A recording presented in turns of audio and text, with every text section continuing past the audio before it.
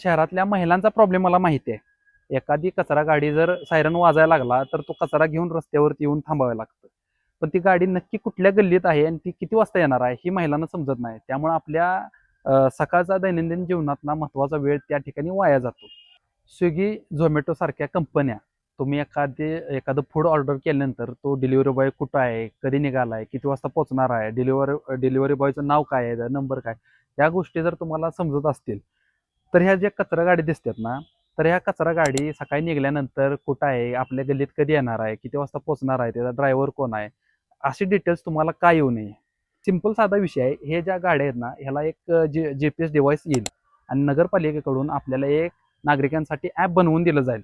त्या ॲपमध्ये तुम्हाला तुमची गाडी किती वाजता येणार आहे, कुठे आहे, त्या ड्रायव्हर कोण आहे, त्याचा नंबर काय आहे आणि त्याचबरोबर तुमच्या समस्या काय आहेत, त्या समस्या तुम्ही त्या ॲपवरती तुम्ही पोस्ट करू शकता. म्हणजे अशा प्रकारचं ते ॲप आहे. मग ते ॲप आपल्यासाठी का बनू नये? हा प्रयोग आपल्या शहरात करतोय असं नाही. भारतातील बऱ्याच शहरात हा प्रयोग आहे.